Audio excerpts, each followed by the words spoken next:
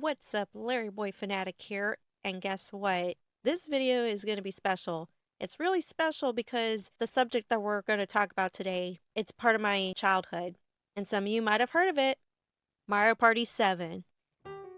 It's no secret that I love Nintendo games, especially a lot of the Super Mario Bros. Games and spin-offs.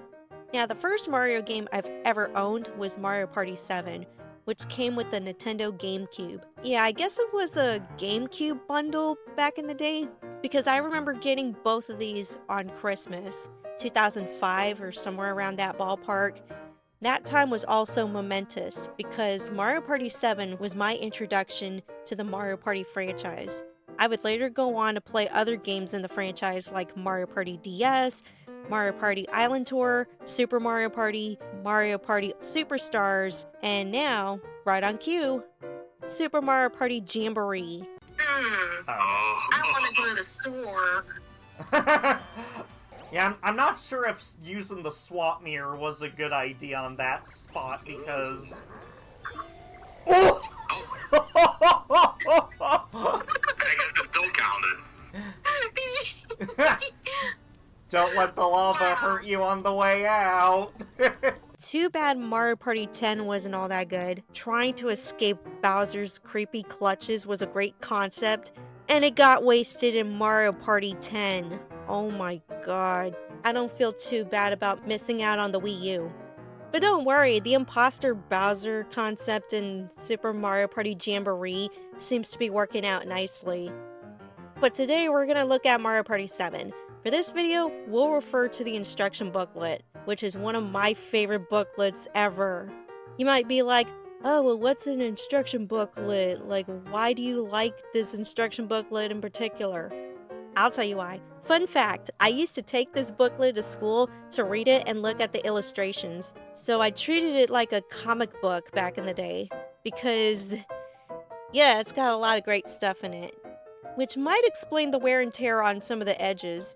Whatever, let's fire up the GameCube. Oh, whoa. Hold on, it's been a while since I last played Mario Party 7. Okay, so let me make some adjustments. This is a little inconvenient, audience. Just hold on while I make a few adjustments. Anyway, for those of you who don't know the story of Mario Party 7, I'll give you a rundown. So Mario and the gang are invited to a luxury cruise. Bowser's upset that he wasn't invited, and here we are.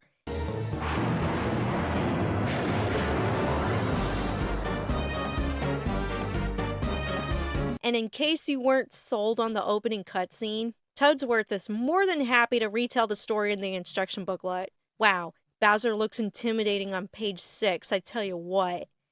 Anyway, with Bowser mad and pissed off at us for not inviting him to anything, we gotta start the game.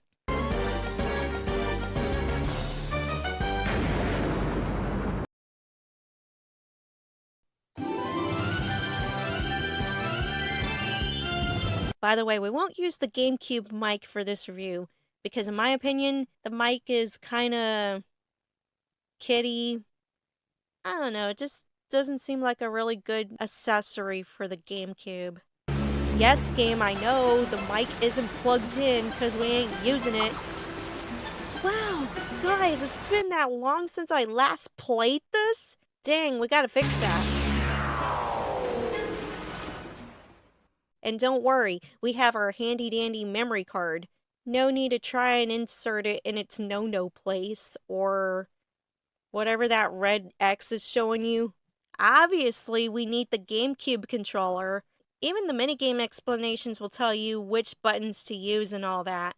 You could also calibrate your controls in the game's control room, which is where you can turn the mic games on and off.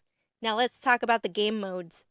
There's Party Cruise, Solo Cruise, Deluxe Cruise, Minigame Cruise, the Duty Free Shop, and, as mentioned, the Control Room.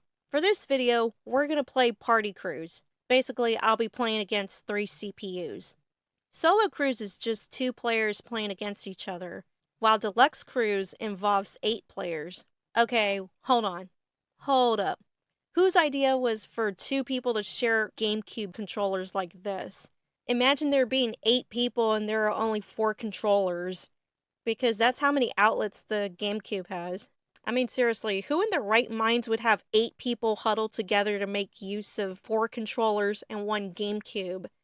So for Deluxe Cruise, your best bet is to play against 7 CPUs, or invite 3 other people and go against 4 CPUs.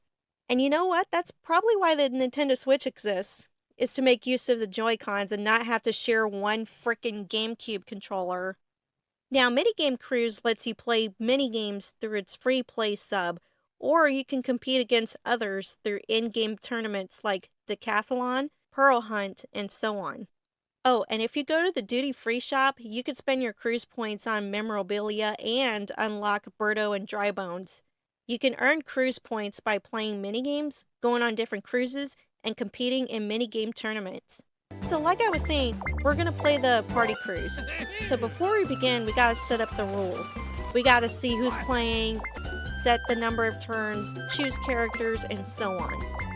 You could either allow or ban bonus stars in your game. But for the sake of this video, we'll allow bonus stars. Oh yeah, the bonus stars. There's 6 of them. The minigame star, the orb star, the action star, the running star, the shopping star, and the red star. Oh yeah, and the spaces? Straightforward. Blue space, get coins. Red space, lose coins. Green space, something happens. And the mic space, we play a mic minigame. But since we turned off the mic and not connected the mic into the GameCube, this space is totally useless. So why are the mic spaces still there even when the mic is turned off? Can't you replace those spaces with something else? I guess the game wasn't programmed to be like, oh, well, the player turned off mic minigames. We gotta replace this with like a blue space, or we could put a red space there. No, they don't do that. And then you have the other spaces, the dual space, the Koopa Kid space, which allows that little trickster Koopa to show up and either mess with coins, mix up orbs, send you somewhere else on the board, or give you a cursed mushroom. Now, the thing about the cursed mushroom is that it downgrades your next dice roll, so good luck with that. Land on a DK space, and you get to play for coins and stars against Donkey Kong. Now, the Bowser space is where Bowser has you play a single-player or multiplayer minigame. Lose his minigame, and he'll steal your coins or a star. But if you manage to win his minigame, you get to keep your hard-earned treasure. Oh yeah, when playing these cruises, you're earning coins throughout the game, and you're collecting stars that can usually be bought for 20 coins each, unless there's a rule change.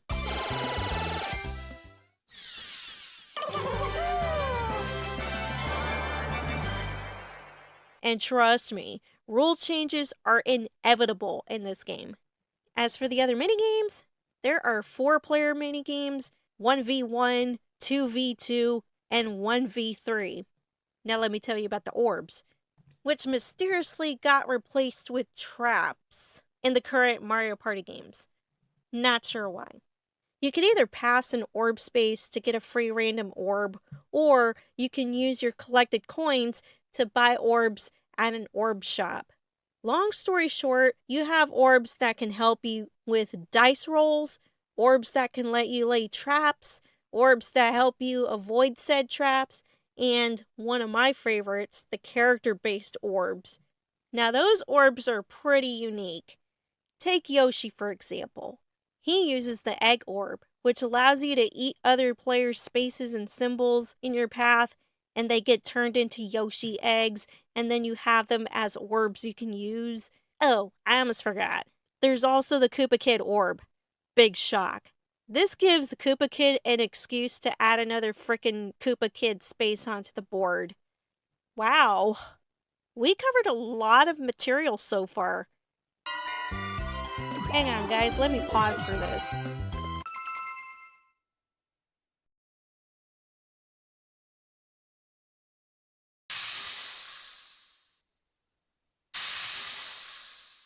Oh yeah, you like this pause menu? Too bad it's not available in the solo cruise. More on the solo cruise later. The pause menu with the Bowser gauge used to creep me out back then, but now that I'm older, I'm just like, meh, what you mad about, Bowser? Here you are huffing and puffing. Just don't blow my house down. Anyway, during the party cruise, the Bowser gauge will build up over time. When it's full, Bowser will do the most evil thing. You ready to hear this? Here's what he's gonna do. He'll open up a store! But don't let the store fool you. Pass it, and you'll be forced to buy a useless item from Bowser. At other times when the gauge is full, Bowser will cause destruction, steal stars, whatever. Just look out. But that's not the only times Bowser will show up. In the party cruise, when you get to only 4 turns left, Bowser will show the current standings and then have the player in 4th place spin the wheel. Let's spin the wheel! Barnaby, I got this. Now, when the player in 4th place spins this magical wheel of hell and torment, it's going to introduce a new rule. And here's that list of rules that Bowser might add at this point.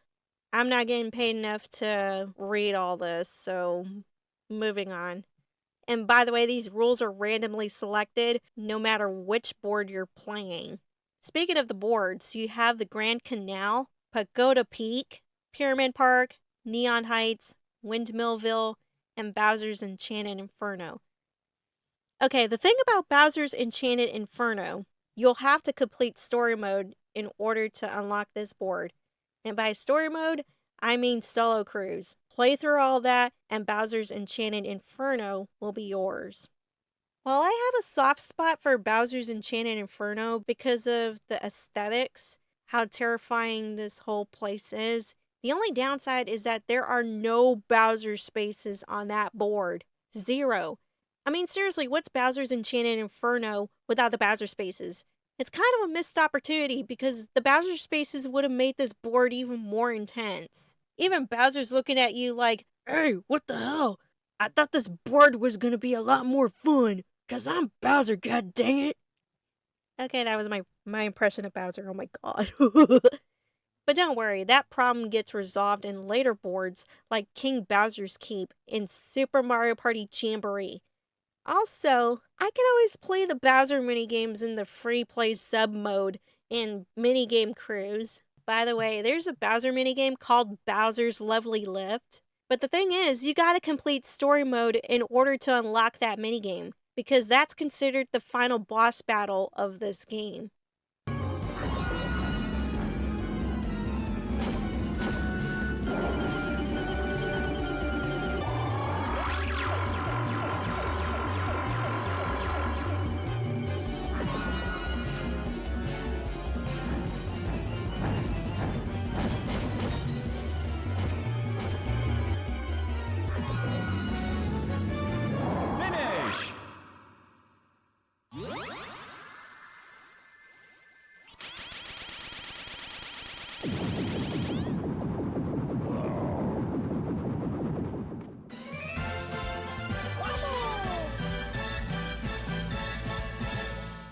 Palms are sweaty.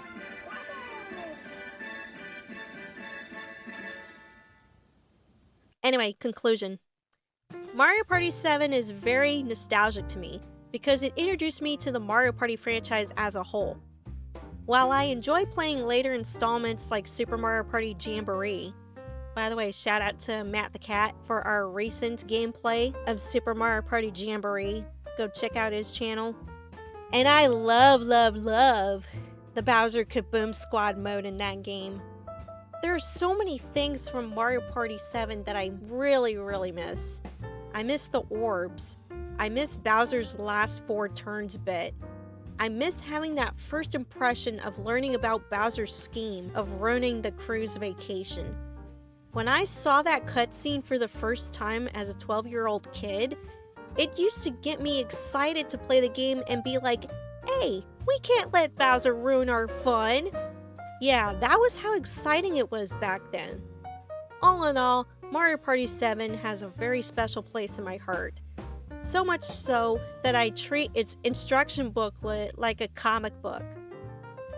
What? I took it to school with me. And I read it, I flipped through it, and I enjoyed it. Yeah, that's Mario Party 7. If it was to ever get a remake, then your best bet would to try and change the My Committee games to something else, you know what I'm saying? That's if it gets a remake. But yeah, we'll see what happens, especially with Nintendo Switch 2. Now, if you'll excuse me, I gotta finish reading this really great book.